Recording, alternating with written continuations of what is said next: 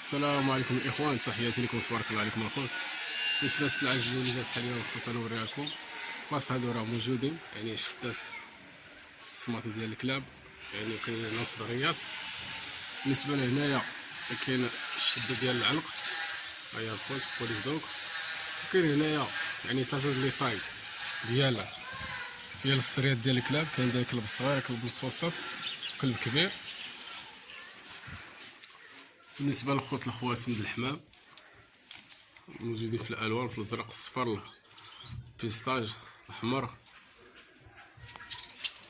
بالنسبه للماكله ديال القطه الخوت، يعني كاينه شي حاجه ملونه وشي حاجه سامبل، يعني كاينه تقريبا شي 3 د النواع ديال المشاش. مثلا ان شاء الله يدخل جديد.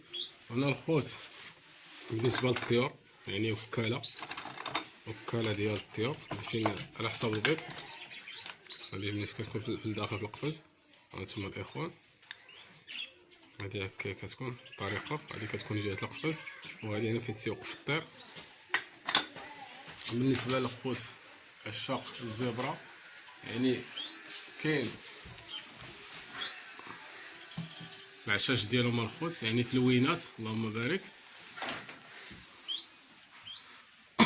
بالنسبه خلاص هادو الصدريات والسميطات ديال العنق حتى هما راه موجودين. بالنسبه للوكالات ديال الحمام ديال الفخار راه موجودين حتى هما الخوت. وكالات بلاستيك ديال الطيور، يعني في الزرق. هنا الخوت كاين ديال القطوط، يعني فين تياكل القط. يعني كاينه هاد الكبيره، وكاينه هاد المتوسطه، وكاينه هاد الصغيره.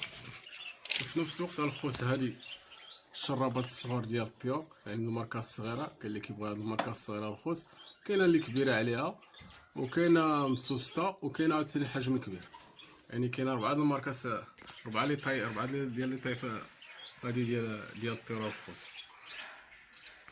بالنسبه للماكله راه موجوده الحمد لله، اللي كان خصها شي حاجه. يعني كاين تقريبا شي 3 د الميلونجات ل 4 ديال الحمام، كذلك ديال الدجاج. كاين ديال الديماراج، ديال البياضه، ديال الوسطيه.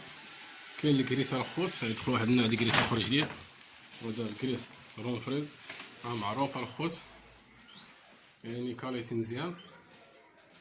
كاينه الرمله ديال الرمله ديال القطوط الخوت، يعني في انويات، يعني على حسب الريحه. وكذلك بالنسبه للصنادق ديال كالوبسيت، الفيشر، بيروش، يعني راه كاينين الخوت بالعود. وهنا الخوت الحك ديال المشاش راه كاين مع الطون راه عليه، والطواجن ديال الفخار. والله يسخر الجميع.